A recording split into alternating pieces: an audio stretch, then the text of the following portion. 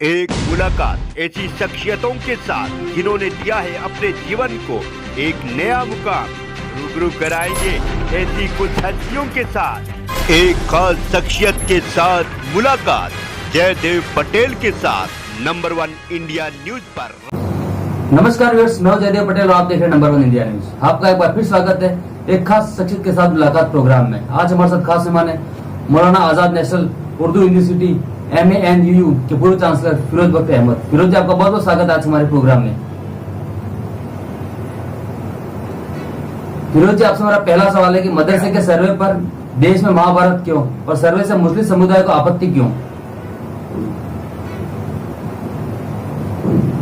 जी, आपका पहला सवाल जो है मदरसों के ताल्लुक से है, ठीक है ना? जी, मैं थोड़ा सा मुझे समय दें। क्या है कि देखिए, मतलब सैकड़ों सालों से मदरसे जो हिंदुस्तान में बच्चों को मुफ्त शिक्षा देते चले आए, ठीक है। और ये तो दुनिया जानती है कि यहाँ धार्मिक शिक्षा दी जाती है, ठीक है। क्योंकि मुस्लिम तबका जो है हिंदुस्तान का, वो आप ये समझ लीजिए कि 85-90% गरीब है, पैसे वाला नहीं है। और वो अपने बच्चों को अच्छे मेन लाइन स्कूलों में, हिंदी इंग्लिश मीडियम स्कूलों में या कोई अच्छा रीजनल लैंग्वेज मीडियम स्कूल है वहाँ नहीं भेज पाता, तो बच्चे क्योंकि फ्री तालीम होती है मदरसों में, वो वहाँ भेज देते हैं। मदरसों को क्या होता है, इनकी फंडिंग के तरह कई तरीके हैं। कुछ की फंडिंग बाहर से होती है, मिडिल ईस्ट से भी होती है।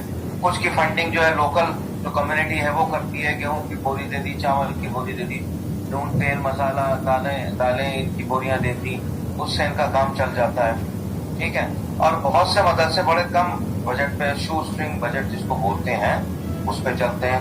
इस तरीके से चलते चले आ रहे हैं, ठीक है। अब मदरसे क्यों आए हैं, मतलब न्यूज में क्यों आए हैं, उसकी वजह यह है कि असम में कुछ मदरसों को ढाया गया है। लगभग, अगर मैं सही समझता हूँ कि 3 जो वहाँ जो एरियाज हैं, चाहे बारपेटा हो कोई भी जगह हो, वहाँ पे मदरसों को ढाया गया है। और उसमें ये कहा गया है रिपोर्ट के अंदर कि इनके जो कुछ लिंक्स निकले अंसारुल बंगला और आईसिस से, ये कह के कुछ लोगों को गिरफ्तार भी किया गया है। ये बड़ी हैरानी की बात है कि मदरसे से ऐसे एलिमेंट निकले, क्योंकि मदरसा तालीम हमेशा उसने देशभक्ति की तालीम को फोकस किया है। और हमेशा वो दुआ जब होती है जुमे की नमाज के बाद या मदरसे की तालीम के बाद, यही कि भाई हमारे भारत देश में अमन रहे, चैन रहे, सब लोग खुश रहे, भारत विश्व बने, इस तरह की दुआएं आजकल दी जा रही हैं। लेकिन ये सुन के बड़ा अफसोस हुआ मुझे। और देखिए, एक बात बता दूं मैं भाई साहब आपको कि जहां तक देश की सिक्योरिटी का ताल्लुक है, उसमें कोई कम्प्रोमाइज नहीं किया जा सकता, ठीक है। क्योंकि अगर कोई ये है कि कोई किसी टेररिस्ट ग्रुप से किसी का भी लिंक हो, चाहे वो मदरसा हो, मंदिर हो, मस्जिद हो, गुरुद्वारा हो, जिनागह हो, कुछ भी हो, वो उस पे कोई दो राय नहीं है। उस पर सरकार एक्शन लेगी और उस पर सारे हिंदुस्तानी उसके साथ रहेंगे जी। और इस एक बात को कह के मैं कह सकता हूँ आपको कि 1 मिनट से पहले ही बात को खत्म कर दूंगा कि आजकल मदरसे इसलिए भी चर्चा में हैं क्योंकि असम, यूपी, बिहार, मध्य प्रदेश वगैरह की सरकारों ने सर्वे करने की बात की है। अच्छा, लोग समझ रहे हैं ये इसको हिंदू मुस्लिम बना दिया, ओवैसी जैसे लोगों ने इसको हिंदू मुस्लिम बना दिया, ठीक है। एक वो बहुत बड़ा नाम है, वहाँ के इमाम है लखनऊ की बड़ी मस्जिद के, फिरंगी महली। ये सब लोग कहते हैं सरकार मदरसों का सर्वे क्यों कर रही है, सरकार RSS के जो शिशु निकेतन है या सरकारी स्कूल है या और स्कूल है अंग्रेजी माध्यम, उनका सर्वे क्यों नहीं कर रही। उनको पता नहीं, सर्वे सभी स्कूलों का होता है, सरकारी स्कूलों से इंस्पेक्शन होता है, सर्वे होता है, वो किसी का भी हो, ठीक है। लेकिन मदरसों में चूंकि फंडिंग के तरह तरह के तरीके हैं, और अभी एक चैनल पे मैं देख रहा था कि 10,000 करोड़ फंड जो है जमा होता है 1 साल में, इसमें ज़कात है, उसमें कुर्बानी का भी पैसा बचता है सारा।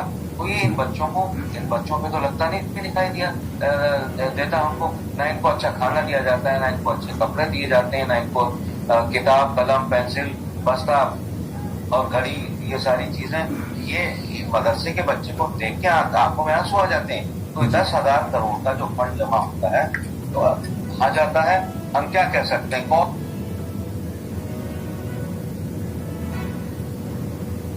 हमें इसकी जो है वो करी, यानी इसका सर्वे किया है। बहुत जरूरी है सर्वे। और मैं बता दूं, ये जो कह रहे हैं ओवैसी के, ये मतलब हिंदू पाठशालाओं में नफरत का मजहब पढ़ाया जाता है, नफरत का सबक सिखाया जाता है, और मदरसों में प्यार का सबक, मैं मानता हूँ मदरसों में प्यार मोहब्बत का सबक पढ़ाया जाता है। और आप कोई मदरसा सर तन से जुदा की तालीम नहीं देता, जैसे कुछ नेताओं ने कहा। लेकिन ये कहना शिशु निकेतन में नफरत की तालीम दी जाती है, बिल्कुल गलत है। जैसे प्यार मोहब्बत की तालीम मदरसों में दी जाती है, आरएसएस के जो कंट्रोल में जो भी संस्थान है, स्कूल हो, कॉलेज हो, वहाँ भी प्यार मोहब्बत की, देशभक्ति की, आपस में भाईचारे की बात सिखाई जाती है। ये लोग हिंदुस्तान में जहर बोल रहे हैं लोग, और ये लोग हिंदुस्तान में आग लगा रहे हैं। जी फिरोज जी, मदरसे के सर्वे को लेकर जमीयत का कहना है कि मदरसों की बर्बादी है, लेकिन सरकार का कहना है कि मदरसों की बर्बादी नहीं, ये उनकी आबादी का प्लान है। आप इसे कैसे देखते हैं? देखिए, ऐसा है, सरकार जो भी सरकार है, आजकल तो बीजेपी की सरकार है, इससे पहले कांग्रेस की सरकार रही, उससे पहले थर्ड फ्रंट की सरकार रही, सबसे ज्यादा राजकाज जो है कांग्रेस सरकार ने किया। तो मदारिस के जो हालात हैं, जो मतलब बहुत ज्यादा रंजीदा किस्म के हैं। भाई जैसे स्कूलों में बच्चे पढ़ते हैं मेज कुर्सी पे बैठ के, हमारे मदरसे के बच्चे बूढ़ी चटाइयों पे बैठ के क्यों पढ़ते हैं? वो मेज कुर्सी पे बैठ के क्यों नहीं पढ़ते हैं? कुरान में तो नहीं लिखा हुआ, हदीस में नहीं लिखा हुआ कि मदरसे के बच्चे को नीचे बिठा के पढ़ाओ, चलो पढ़ ले, कोई बात नहीं है। तो मसला क्या है, इनका जो पैसा आता है, माफ कीजिए भाई साहब, इनका पैसा इन पे नहीं लगाया जाता। ये तो जब अल्लाह मियां के यहाँ जाएंगे, कब्र में जाएंगे, जो लोग मदरसे के पैसे को जो है खुद कर रहे हैं, ये तो जब है वो दुनिया से सब देखते हैं, ये नहीं सोचता कि एक दिन मरना है, कब्र में जाना है और अल्लाह मियां के सामने खड़े होकर सवाल जवाब देने हैं, सवालों के जवाब देने। तो ये सरकार तो चाह रही है मदरसे से, जैसे हिमंता बिस्वा शर्मा ने कहा कि हम मदरसों में दीनी तालीम नहीं रोकना चाहते, रिलीजियस एजुकेशन चले, बच्चा कुरान पढ़े, सब कुछ करे, हाफजा करे, नाजरा करे, सरफो नहब पढ़े, हदीस पढ़े, सब कुछ पढ़े। लेकिन साथ ही साथ हम चाहते हैं बच्चे सेकुलर तालीम हासिल करें, इंग्लिश पढ़े, हिंदी पढ़े, संस्कृत पढ़े, फ्रेंच पढ़े, खेलकूद में भी शामिल हो। तो बड़ी अच्छी सोच है उनकी। तो सर्वे जो है कराए जा रहे हैं यूपी में भी। यूपी में जो चीफ मिनिस्टर है, क्या नाम है इनका, योगी आदित्यनाथ, ये भी चाहते हैं कि मदरसा एजुकेशन मॉडर्नाइज हो, क्योंकि ये लोग राज चला रहे हैं। ये नहीं चाहेंगे कि कोई हिंदू पीछे रहे, नहीं चाहेंगे कोई मुसलमान या ईसाई पीछे रहे, कोई सिख पीछे रहे। ये तो चाहेंगे सबको भर भर के तालीम दी जाए, ताकि आगे चल के, जैसे मोदी जी ने कहा है कि मैं अपने सपनों के भारत को विश्व गुरु बनाना चाहता हूँ, और मैं हर मुसलमान के एक हाथ में कुरान और एक हाथ में मैं कंप्यूटर देखना चाह रहा हूँ। तो भाई सीधा सा सिस्टम ये है। सर्वे इसीलिए किया जा रहा है, और हम सब मुस्लिम भाइयों को इस्तेमाल करना चाहिए सर्वे का। इसमें मीन मेख नहीं निकालनी चाहिए, बल्कि सरकार से हम कहें सर्वे में अगर कोई परेशानी है, हमारी मदद चाहिए, तो हम पेश हैं। जी फिरोज जी, उत्तर प्रदेश में मदरसों के सर्वे पर AIMIM के प्रमुख ओवैसी ने कहा कि ये एक छोटा NRC है, इसका क्या मतलब है, और आप ओवैसी के बयान को कैसे देखते हैं? देखिए, ये सिर्फ AIMIM के जो चीफ हैं, बारेट लॉ हैं, उन्होंने बाहर से इंग्लैंड से लिंकन सिंह से कानून पढ़ के आए हैं। सबसे पहले तो उनसे सवाल करना चाहूंगा कि भाई आप मदरसे में क्यों नहीं गए? आपके बच्चे भी लंदन, इंग्लैंड में, अमेरिका में पढ़ रहे हैं, आपने वहां क्यों भेजा है? मदरसे में भेजिए बच्चे को।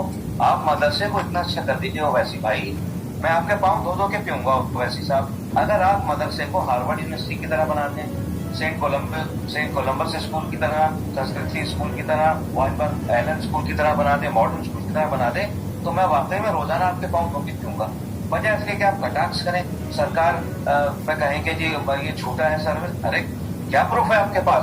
वो जो एक अफसर है सरकार के, क्या नाम है, कानून को शायद मुझे पूरा नाम याद नहीं, बयान कानून को ऐसी उनका नाम है, उन्होंने NCPCR की रिपोर्ट निकाली है। उसमें लिखा है कि मदरसे के बच्चों पे अक्सर बड़ा जुल्म किया जाता है, उनको जेल से बांधा जाता है कि वो भागे नहीं, अरे उनको मारा पीटा जाता है। अरे भाई, आज की तालीम में आपको कोई हक नहीं है कि आप हाथ उठाएं बच्चे पे। वो दिन गए जब स्कूलों में मदरसों में कहते थे कि माँ बाप से हड्डी तुम्हारी खाल हमारी, दिन बदल गए। तो जो लोग ये कहते हैं, एक चैनल पे मैंने एक कोई शायद जो समाजवादी पार्टी के हैं जिनका समाजवाद केवल परिवारवाद और वंशवाद है, उनको ये कहते सुना मैंने कि ये मतलब जो ये सारा सर्वे है ना, ये सर्वे 2-3 मदरसों में जाके झूठा सर्वे किया है। और लखनऊ के जो बड़े इमाम हैं, क्या नाम है, फिरंगी महली, उनकी भी यही जबान है। और एक और मतलब है मुस्लिम स्कॉलर हैं, मतलब मोस्टली मुस्लिम स्कॉलर यही जबान बोल रहे हैं। तो सरकार मदरसों का अच्छा करना चाह रही है। और जैसा बिस्वा ने कहा कि हम मदरसों से डॉक्टर, IAS ऑफिसर, इंजीनियर, हम वहाँ से पायलट, वहाँ से प्रोफेसर, टीचर, ये बना के चाह रहे हैं कि वहाँ से निकले और साथ ही साथ दीनी तालीम भी हासिल करें।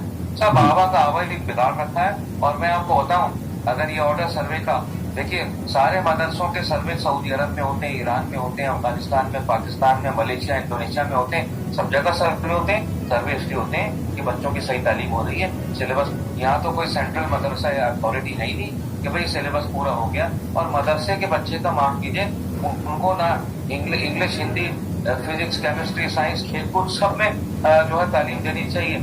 किसी मदरसे के बच्चे से पूछा गया भारत के प्रधानमंत्री का क्या नाम है, कहते हैं मनमोहन सिंह। एक अन्य बच्चे ने कहा कि भारत के प्रधानमंत्री ओवैसी हैं। भाई आप बच्चों को जी के भी बताइए।